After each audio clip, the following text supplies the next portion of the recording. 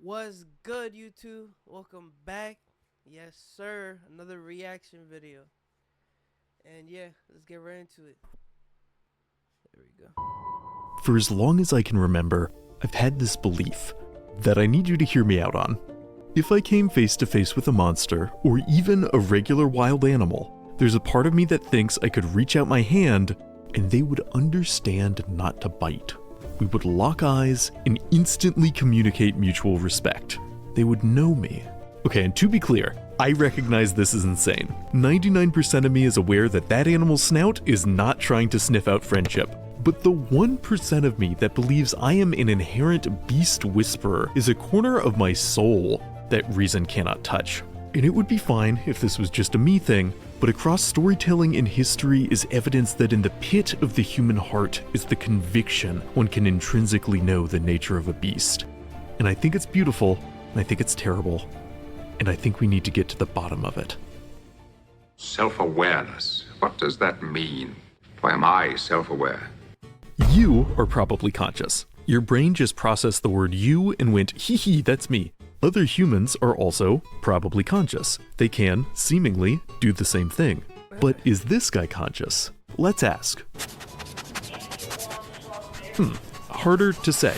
Obviously, animals are aware enough to eat and move and reproduce, but are they self-aware? As in, aware that they exist as a distinct unit of sentience? Is this an existentiality that they ponder? We aren't certain. We can't ask them. But we need at least a rough idea to have a hope of understanding their depths. One possible method of testing if animals have a conception of self is to see if they recognize themselves in a mirror. Lots of species see their reflection and go, "Who the f are you and how do you know my food?" But some animals do genuinely seem to understand they're seeing themselves. If you put a mark on them, they'll look in the mirror and try and scrub it off. And that sure seems like self-awareness, and some pretty unexpected candidates like giant manta rays, ghost crabs, and ants, really ants, have all passed this test. And failure doesn't necessarily preclude cognizance. Dogs fail pretty consistently, but remember canines rely more on smell than sight, and studies suggest dogs can recognize their own scent. They process you and go, hee hee, that's me.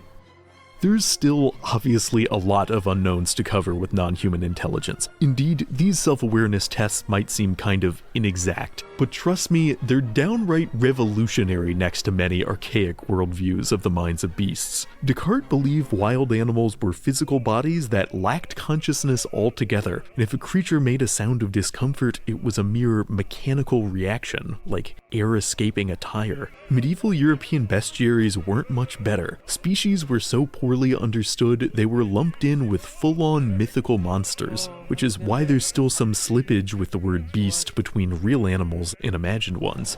But even in these early bestiaries, you see a growing desire for understanding and alliances. One account says if you distract a tiger with a mirror, weird coincidence there, you can steal their cub and raise it as your ally. Anyone who actually tried this presumably got eaten, but such tales reflect a larger human instinct that with the right tricks or training, you can control the mind of a beast, ally with the monstrous, an idea that's never really gone away. And I don't know that we have to get too philosophical to determine why this trope is so prevalent. The idea of riding on a bear or like a dragon is, I mean, it's cool as f. Across storytelling, characters have been allying themselves with wild animals and fantastical beasts for quite some time, because as an abstract concept, it totally rules. Hollywood has been selling this idea for over a century. There's an argument to be made the highest grossing films of all time rest in no small part upon this fantasy. And as a fantasy, it's great, but the reality of trying to control a beast is quite different. Over 72 people were mauled by animals during the production of the film Roar. It's kind of amazing it was only 72.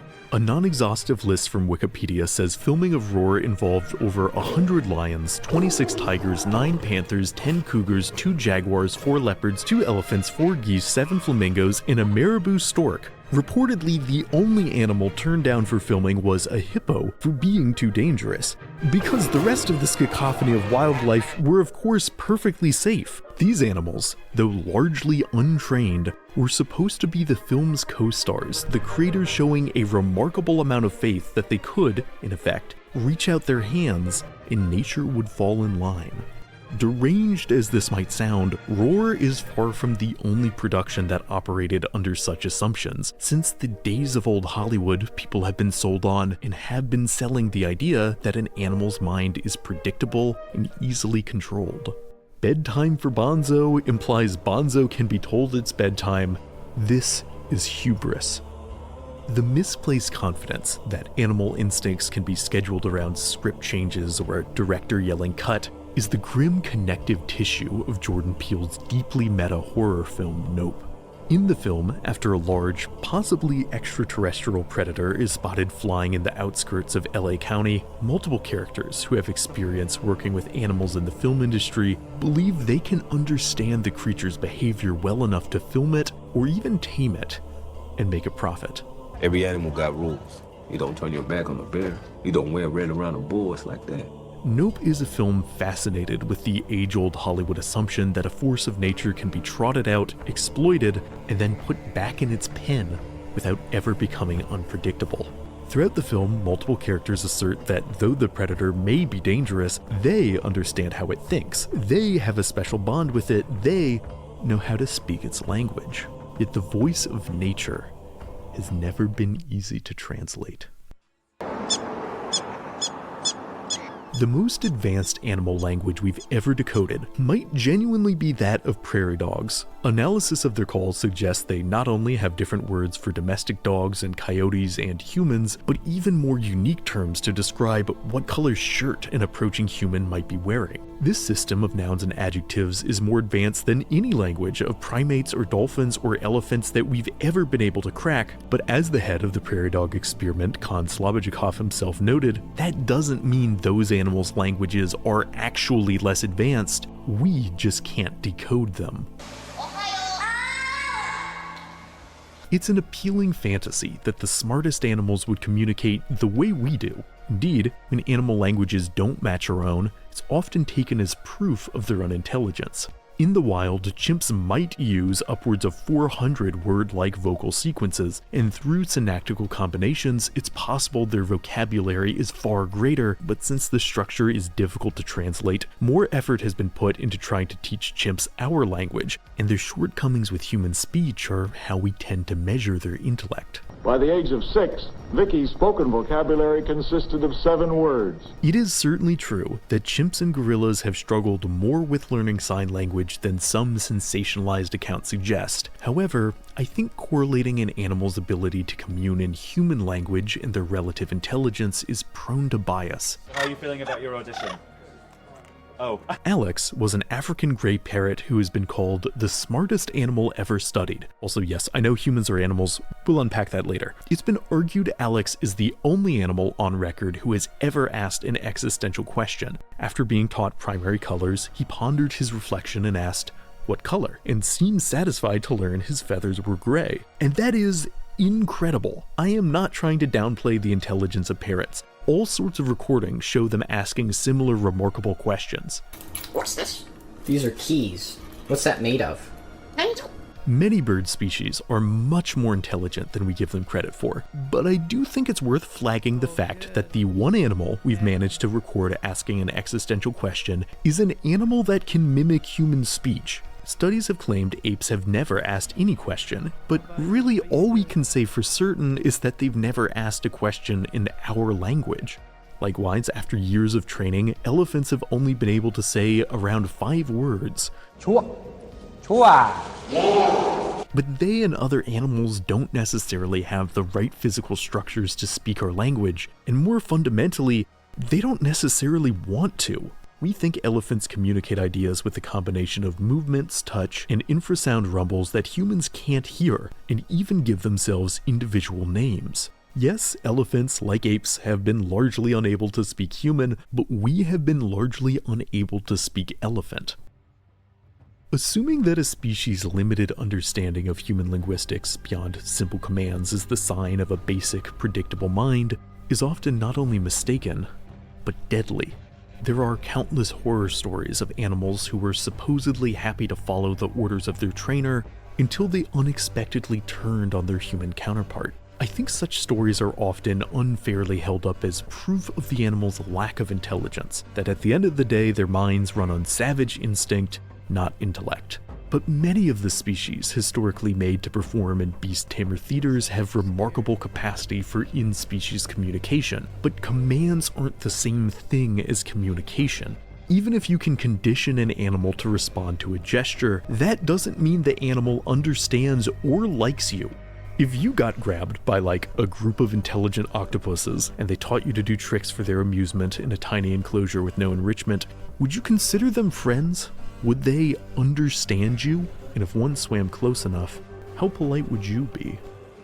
And yet, despite this thought experiment, I can't deny there's still a part of me that wants to believe that a mighty beast could be a friend, could have their violent potential tamed. As much as people have laughed, myself included, about how in the Jurassic World films, sticking out your hand can apparently calm even an untrained dinosaur, a little bit of belief flares up in my soul every time I see it. Because it's a hand gesture I recognize, a universal symbol of reaching out that in my mind transcends verbal language. Even though I'm aware there is no way another species would just inherently know what such a gesture is supposed to mean. It takes a kind of mad faith to believe that a predator's instincts could be overcome with a wave of the hand.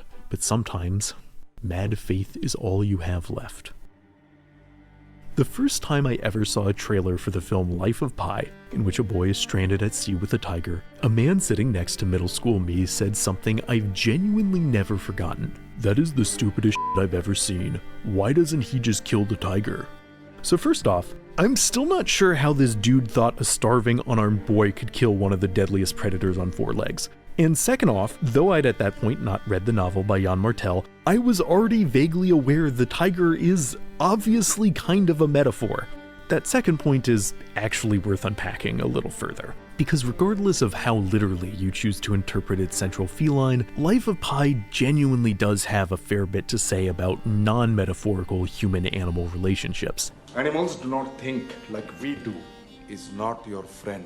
In both the film and the novel, Pi's father is a zookeeper who takes a cautious and rationalist approach when it comes to connecting with animals, but Pi, a thrice-converted, deeply religious individual, cannot help but hold a loftier view of the zoo's denizens. That is not to say that after unthinkable tragedy strands him in close quarters with a tiger, he's entirely naive about the dangers the animal poses, but as the days turn into months, it is impossible for such a boy not to attach emotional and spiritual significance to their relationship. Part of what makes Life of Pi such an effective narrative is its ambiguity. It is not clear if the tiger has any reciprocal connection to Pi, its thoughts remaining truly opaque. When you look into his eyes, you are seeing your own emotions reflected back at you. Nothing else. Pi does, for the sake of survival, have to train the tiger, but again, is that communication? Does he ever truly manage to speak to it? Many of us will never be in a situation where our lives depend on negotiating an uneasy partnership with a real flesh and blood creature. More than perhaps any time since the dawn of animal domestication, a greater degree of separation exists between the average human and the average animal. And in contrast to past eras of Hollywood, at almost no point in Life of Pi was a real tiger on set with the actors, which, for safety reasons, to be clear, was a very smart move. A digital puppet of an animal can of course hit the marks we expect with a human-written script far more easily than the real thing. Likewise, I can easily bond with horses in video games. They respond to my commands, whinny clearly to show their emotions, but while I've always very quickly gotten attached to virtual equines, I've never been able to connect so well to real horses. They bite and kick and instinctively know I'm not in charge, delivering huge blows of reality to my beast whisperer fantasy. It's easy to love a creature coded to be on its best behavior. It's harder when they're actually autonomous. The paradox of the griffin Trico from the game The Last Guardian is that someone programmed that animal to be an asshole. They could have made Trico perfectly behaved. Indeed, for a game all about the emotional bond between the player's character and Trico, you'd think they would have, but they didn't. And I think that's significant. The game follows the story of a young boy and Griffin both trying to escape a perilous valley, and like Life of Pi, the relation between human and predator is extremely tenuous. Trico will not listen to your commands with consistency and will violently lash out at unexpected times, and yet you don't have much choice but to work together. The only way out is through this partnership, and if you keep pushing through the frustration and fear, you'll form a truly meaningful... well, I can't definitively say what you form. On my end, I felt more connected to this animal than any other digital creature, its realistic unpredictability making the ultimate partnership all the more meaningful, but I know some players still didn't trust Trico, all the way up until the credits rolled. And should you?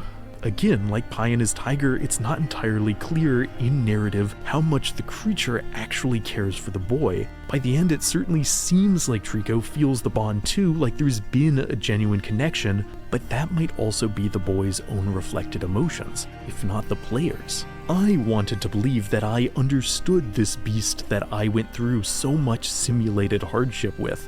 That doesn't mean I ever truly did. Where is the line of separation between a transactional human-animal relationship and a sincere emotional connection? Does Yoshi from Super Mario care about his writer? Does his writer care about him? Hear me out on this. Yoshi is ostensibly among the most famous video game creature allies of all time, and yet his in-universe status as a creature is fundamentally ambiguous. In some games, Yoshi can talk. He also presumably has a driver's license, and can even ride a horse, which feels deeply wrong in ways I...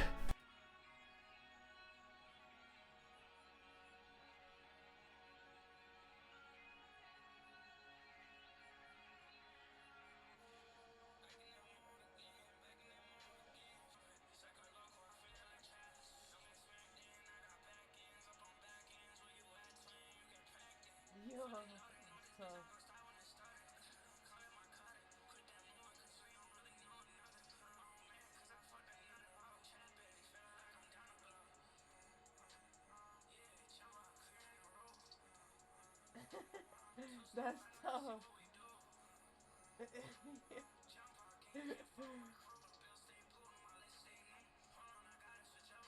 Yo.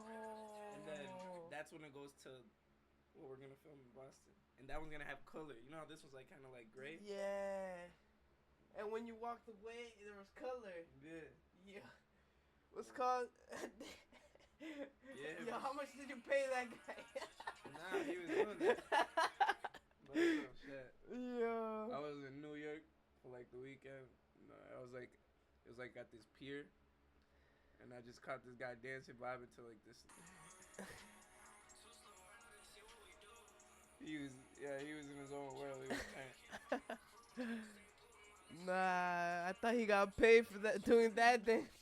He was turned. Yeah. He was just like he was airbending or some shit. But he was doing that the whole time I was there. Yo. He was just on one side going like this. He was off something. I don't know. That's crazy, bruh. Nah, but that guy was living life right there. He didn't give a fuck about no one. Like you recorded him, he was just still chill, like laughing, like. Can't fully justify. But in other games, Yoshi appears mindlessly obedient, staying silent even if you abandon him to die to save yourself. Is this a willing sacrifice on Yoshi's part? Or is it a heinous crime? To be clear, I'm not trying to push some conspiracy that famous video game mascot Mario is secretly evil, but thinking abstractly, is the slaying of a Yoshi like capital murder? Because in a survival situation, most courts would be lenient if you had to sacrifice a horse. They would be less lenient if you sacrificed a person. But is Yoshi a person? Or does his occasional inability to object to being slaughtered like a beast make him a beast? Whether or not an animal is considered worthy of protection often comes down to their ability to communicate. Clever Hans was a horse that achieved recognition for being able to understand when his owner asked him math equations and could seemingly even solve them. But Hans's comfortable life of fortune came to an end once it was discovered he was actually reading the micro expressions of the people asking the questions, noticing subtle changes. Yeah. It totally washes off. What happened? It totally washes off. I don't see anything here. Well, you definitely don't. And their demeanor upon reaching the right answer. But that's still awareness, still intelligence, just not a kind people found valuable. Later, Hans was likely slaughtered and eaten due to the meat shortage of World War I. Not being perceived as communicative often means not being perceived as needing rights. A reoccurring argument I've seen when it comes to the relative value of animals is that while some species might be capable of limited symbolic communication, genuine language is something unique to humans, and it is what truly elevates us. And all cards on the table, I simply do not buy this. For one, recent statistical studies suggest whale communications have a grammatical structure very close to complex human sentences, that these are social creatures with a capacity for capital L language, but more fundamentally, okay, say that it's true. Say that despite all evidence to the contrary, no animal communicates quite like we do. Can we confidently assert that this makes them less consequential, renders the connections they form less meaningful? An orca mother once carried her dead calf for 17 days and 1,000 miles, refusing to let the body disappear below the waves. Nah, I feel like they can communicate, like we can communicate with them, but like not in the way we do now, where we command them. Not in that way. We're never gonna be like, cause like if you're in their perspective, like, and if like imagine that was you, like a human is giving you commands and you're following orders, like you're just following orders, like I mean, I don't know, bro. It's just like I wouldn't like, I don't know. I guess we'll never know if until it happens, until we can communicate with the animals and stuff. And do we need proof of communication to know that is grief and that is love? Not all species think like we want them to. Not all species want to be our friends like we want them to. But does that make them less important? I've always appreciated media that acknowledges that yes, nature can be uncommunicative and violent and unfamiliar, and yet is still of profound significance. Few works of art. I mean, it depends on the animal though, cause some like they do, some communicate with us, but like it depends. Like a bear, like I don't know about a bear, bro.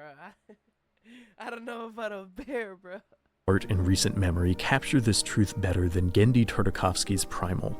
Though on paper its story about a caveman and a dinosaur learning to trust each other might seem like something from a B-movie or like the Flintstones, in motion, Primal is a uniquely raw and poignant treatise on the relationship between the human and non-human. Spear and Fang, the caveman and dinosaur, are not meant for a peaceful coexistence. They are both quick to anger and distrustful and poor communicators, and yet bonded by shared grief, they attempt to navigate the world together, a world where violence is the only path of survival and alliances rarely endure. But Spear and Fang's relationship does endure, strengthening through every selfless act performed on the other's behalf. Though they think differently, though they may never truly know the other, there is trust there, even though their alliance unarguably carries inherent risk. And while Primal is obviously not historically accurate, isn't this kind of a true story?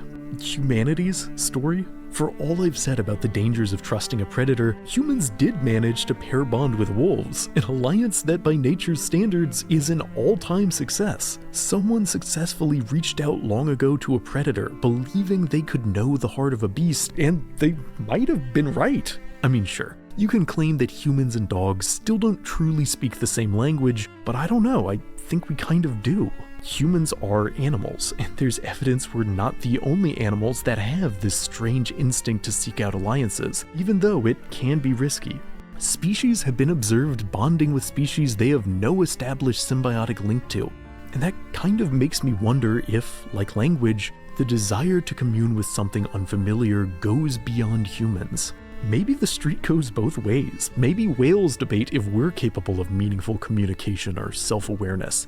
I hope they think we are. And I hope that they're right.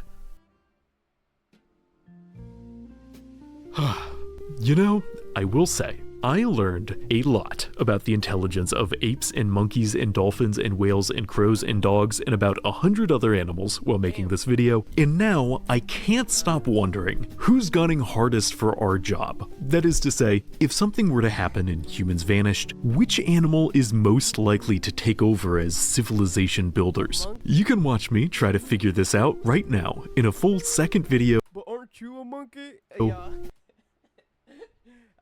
Only on Nebula. You already know about Nebula. Wait, maybe you don't. Okay. Oh, this guy is promoting stuff. Okay. But thank you guys for watching. If you guys enjoyed, please like and subscribe. More reaction coming soon.